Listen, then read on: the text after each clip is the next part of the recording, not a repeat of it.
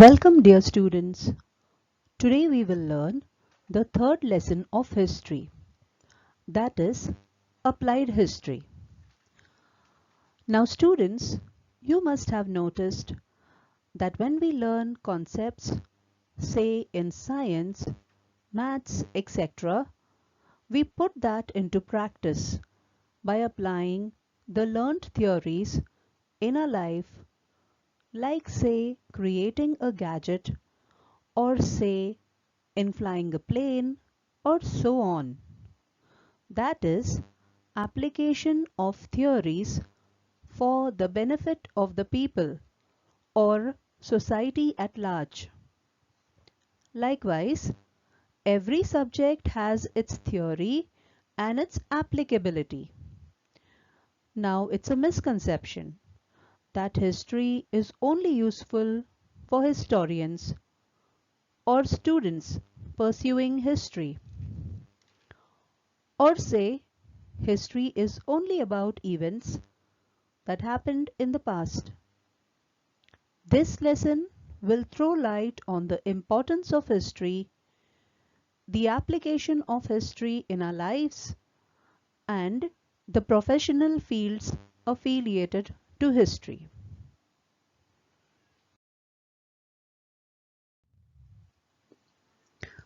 Now, what is applied history? Application of history in our lives for the benefit of contemporary, that is present times, as well as future generation is known as applied history. Now, say for example, the world has experienced the aftermath of World War I and World War II. So there is an agreement made between the countries stating the prevention of war, especially nuclear war. We don't want another world war, right? And so you see Cold War like situations among nations like, say, India and China. Now, any nation cannot just declare a war against another country. And why is that so? Because we know it will have an impact on the economy, destruction of life and property, and so on. This is what we have learned from our past. And this is nothing else but applied history.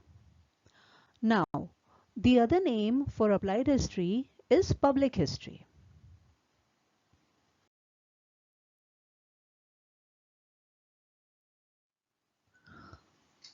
Government makes policies for the betterment of the people, which is called social planning, on social issues like unemployment, poverty, education, etc. Recently, we have experienced the cyclone Nisarg, and we were prepared to a great extent for that. How is that now? We were in track of the history of the cyclone, its impact on certain zones. So, we were ready with a disaster management cell. People were being evacuated from coastal areas. The police were stationed at places. To a great extent, we could tackle this cyclone very well. So what have we done here? We have studied the history of cyclone and applied it for the benefit in the current situation as well as future. Now, students, there is a need for involvement of a number of people in the projects of the governments, thereby creating employment opportunities along with a technical expert. Now, a technical expert is a person, say, who has made the machine to detect a cyclone, or an expert to analyze or study the onset of cyclone.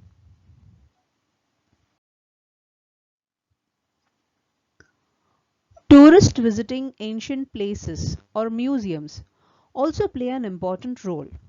Now, how is that? They create employment opportunities for the locals. Like, say for example, photographers who are at various sites or setting up a hotel or a lodge or as a guide or providing transport and so on, thereby increasing the income of the locals.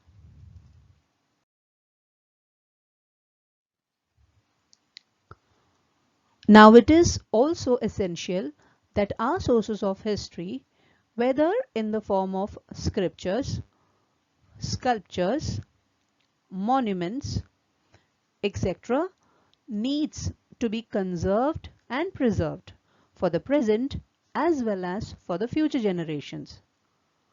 One can volunteer himself to conserve our sources of history. Say sometimes back, there was a campaign against scribbling on the walls of historical monuments, conveying a message to protect these monuments for future generations. There are many universities abroad where various courses on public history are offered. Srishti Institute of Art, Design and Technology is an institute at Bengaluru, Karnataka, which has an independent department named Center for Public History.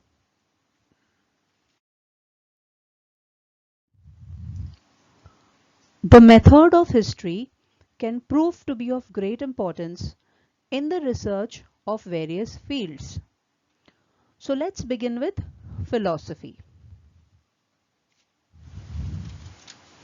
The first and foremost discipline since earlier times was philosophy. Now what is philosophy? Simple definition in Greek term is love of wisdom, that is, of rational thinking. When we learn about Greek philosophers like Plato, Socrates or Aristotle, we see that they had their own school of thought, that is, their own ideology, which was based on rational thinking, that is, based on evidence, and not based on mythological reasoning. History of philosophy helps us to learn about their ideologies, about their intellectual traditions. We analyze as to how Pythagoras must have formulated the very famous Pythagoras theorem. And you know, kids, these philosophers were multi-talented. We all know about Leonardo da Vinci, who was a philosopher.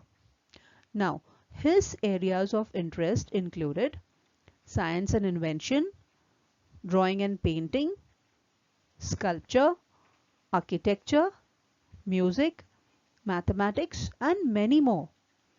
We are aware of his famous painting, Mona Lisa.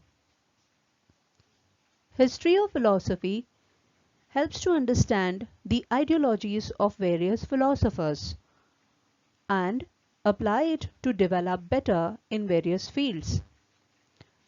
And in order to transmit this information, man has created language as a medium of expression, which helps him in understanding as well as passing on the information from generation to generation. Next, we move on to science. History helps us to learn the sequence, that is, the chronological order of scientific discoveries, inventions, and theories. Now, what are discoveries? Say, for example, Newton discovered the law of gravity. Now, gravitational force existed since ages, right? So, gravity was not invented, it was discovered. Did people fly before gravitational force was discovered? No, not at all. Newton discovered how gravitational force works. Man learnt how the steam power can be utilized and then made steam engine. Now this steam engine was an invention. It did not exist before.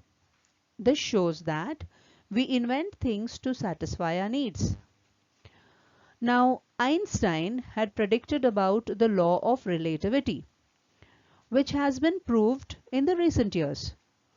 Now this becomes a theory. So, the hypothesis of scientists or philosophers, when proved universally, becomes a theory.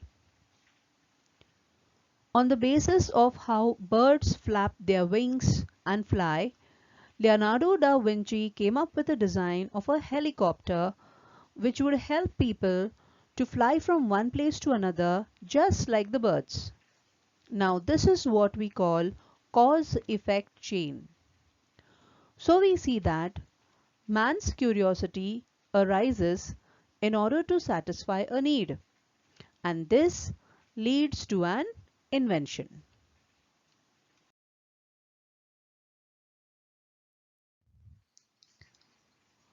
Now we see how Kepler referred to the already existing scientific information. After a thorough study of the facts, he came up with his three laws with regards to planetary motion. Newton furthermore discovered the law of gravitation on the basis of existing knowledge of Kepler's laws. Thus we see that knowledge of history of science helps in facilitating a scientific discovery. Technology. Science and technology are mutually dependent on each other. The use of science to make machines is technology. Nowadays, drones are being used to spray pesticides and insecticides over the fields. Now this is the latest technology. These pesticides and insecticides are harmful to a great extent. When the farmers used to manually spray them on the crops, they would suffer from health issues. Their health would be adversely affected. But with the help of this technology, not only farmers are safe from such health risk, but also time taken to do the work is much less. Only if we learn the history of technology, we will be able to bring about advancement in the technology, thereby avoiding the mistakes of the past. We have moved on from the usage of stone tools to metal tools, which are being used today for agricultural purpose. The knowledge of science and technology is important to know these transitions from the past. It is necessary to know the history of technology in order to understand the development of mechanization.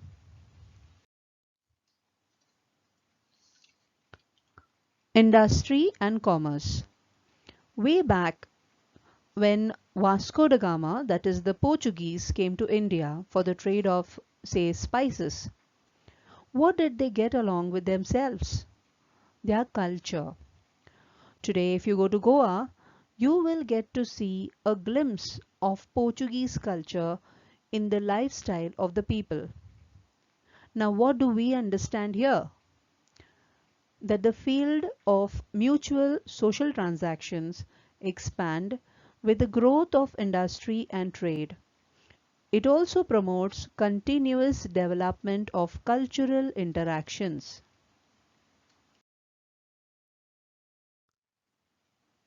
And so, it is important for us to know how culture has evolved, that is, history of culture. Then social organizations like, say, family. Indian culture change is very prominent from the fact that the family structure has moved from joint family to nuclear family. Why did that happen? People have moved from one place to another for better job and settled there. And economic institutions like bank, industry, etc. have also changed. Now, we have learnt from the Britishers as to how they set up factories and sold products as per their profit, forced the farmers to cultivate cash crops like cotton, indigo, etc., and earned huge returns in England.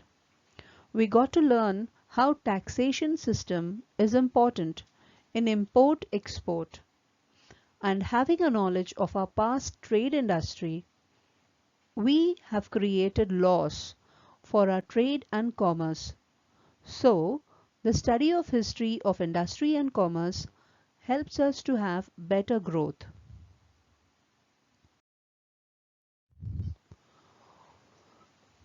Management studies.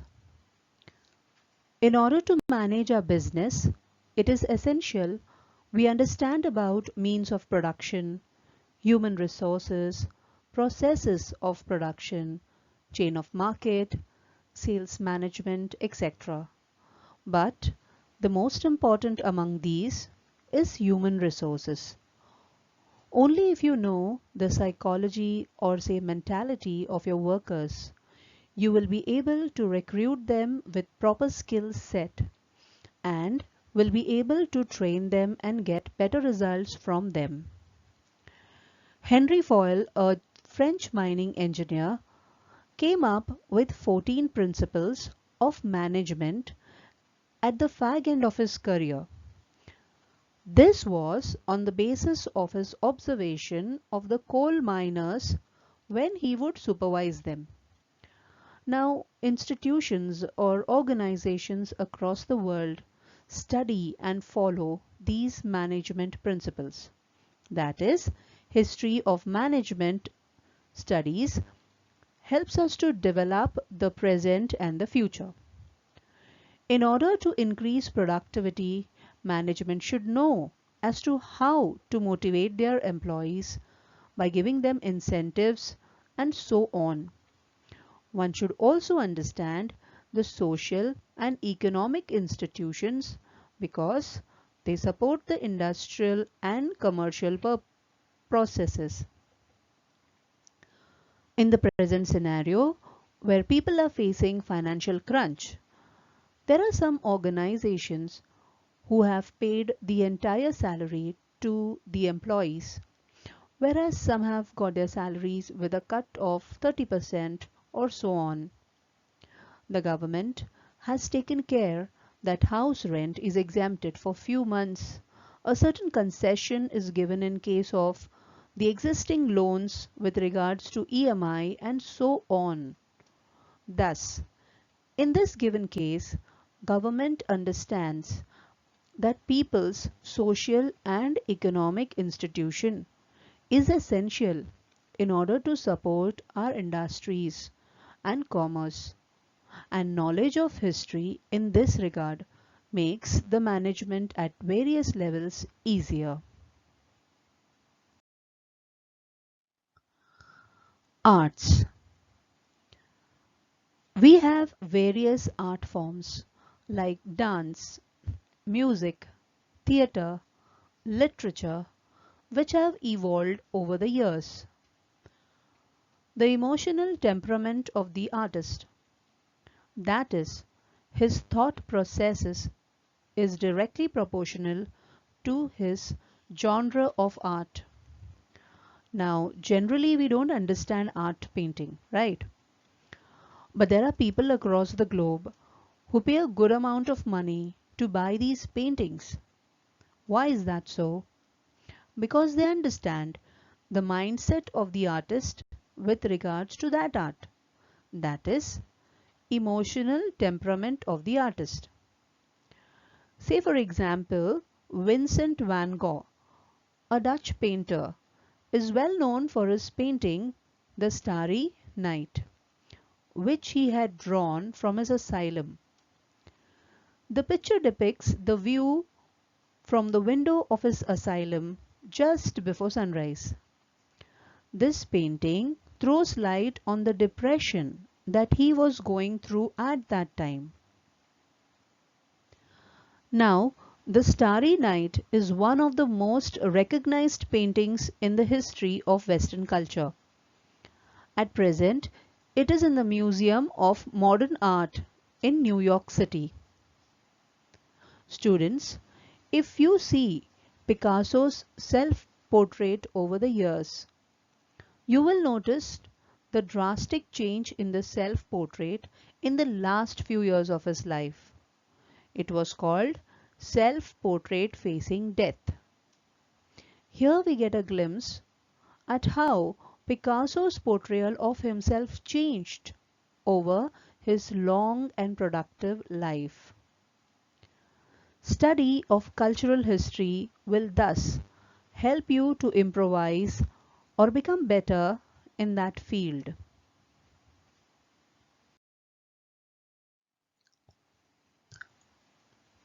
Humanities includes disciplines like history, archaeology, sociology, anthropology, political science, economics, etc. Now, each of these disciplines talk about the origin of something. Say for example, anthropology discusses about the human origin. Archaeology helps us to know about ancient excavations or fossils, etc. And this is an essential part of learning. All disciplines have their origin in philosophy. On the basis of this, mythological stories started to evolve. Say Thor is the god of thunder. Rituals evolved around these concepts. People started praying to God of rain for good crops, praying to Mother Earth for fertility of land, and so on. Our mythological stories have their roots in philosophy. Only historical knowledge will help us to understand these developmental stages. We have evolved from our journey right from Stone Age to Metal Age to the use of nuclear energy. So students, in this video, we have learned about what exactly is applied history and how the method of applied history proves to be of value in the research of various fields. Now, kindly go through your textbook and read the content of 3.1 and 3.2. Thank you.